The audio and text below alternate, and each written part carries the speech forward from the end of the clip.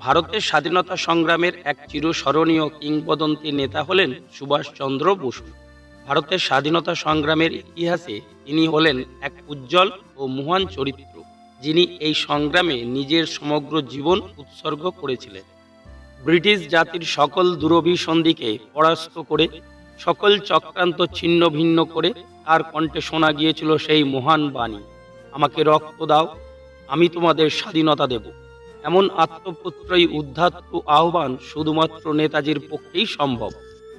এই ভিডিওতে ভারতবাসীর চির আকাঙ্ক্ষিত প্রিয় নেতাজির মূল্যবান কিছু উক্তি বা বাণী আপনাদের কাছে তুলে ধরলাম। তোমরা আমাকে রক্ত দাও, আমি তোমাদের স্বাধীনতা দেব। শুধুমাত্র রক্ত দিয়েই স্বাধীনতা জয়লাভ করা সম্ভব। ভারত আমাদের ডাকছে, রক্ত দিয়ে রক্তকে ডাকছে। আর সময় নেই, অস্ত্র তোলো। ঈশ্বর চাইলে শহীদের মৃত্যু বরণ করে নেব আমরা। যদি জীবনে সংগ্রাম ঝুঁকি না থাকে, তাহলে জীবন বাঁচাটা অনেকটা ফিকে হয়ে যায়। আমরা যখন দাঁড়াবো, আজাদ হিন্দ ফৌজকে গ্রানাইটের দেওয়াল হয়ে দাঁড়াতে হবে। আমরা যখন মার্চ করব, তখন আজাদ হিন্দ ফৌজকে স্টিম রোলার হতে হবে। আজ আমাদের একটাই ইচ্ছে থাকা উচিত, মরার ইচ্ছা, যাতে ভারত বাঁচতে পারে। একজন শহীদের মৃত্যু, শহীদের রক্তে যাতে স্বাধীনতার পথ প্রশস্ত করা যায়, সেজন্য মৃত্যুবরণ করতে ইচ্ছুক।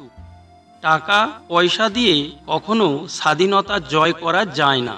স্বাধীনতার জন্য দরকার সাহস, যা সাহসী পদক্ষেপ নিতে সাহায্য করবে। শুধুমাত্র চিন্তার জন্য কারো মৃত্যু হতে পারে, কিন্তু সেই চিন্তা আজীবন অমৃত হয়ে থাকে।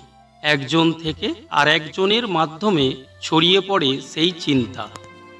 আমাদের রক্ত দিয়ে আমাদের স্বাধীনতার মূল্য পরিশোধ করা আমাদের কর্তব্য। আমাদের ত্যাগ ও পরিশ্রমের মাধ্যমে যে স্বাধীনতা আমরা পাব, তা রক্ষা করার শক্তি আমাদের থাকতে হবে। নরম মাটিতে জন্ম নিয়েছে বলেই বাঙালির এমন সরল প্রাণ। আমি কষ্ট ও বিপর্যয়কে ভয় পাই না। কষ্টের দিন এলেও আমি পালিয়ে যাব না, বরং কষ্ট সহ্য করে এগিয়ে যাব। এই স্বাধীনতার যুদ্ধে আমাদের মধ্যে কে টিকে থাকবে জানি না, তবে আমি জানি শেষ পর্যন্ত জয় আমাদেরই হবে।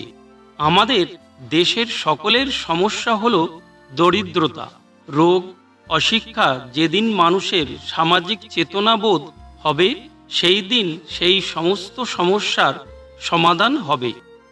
সংগ্রাম আমাকে মানুষ করেছে। আমি আত্মবিশ্বাস অর্জন করেছি, যা আগে আমার ছিল না। নিজের প্রতি সৎ হলে সারা বিশ্বের প্রতি কেউ অসৎ হতে পারবে না। মনে রাখবেন, সবচেয়ে বড় অপরাধ হচ্ছে অন্যায়কে সহ্য করা এবং অন্যায়ের সাথে আপোষ করা।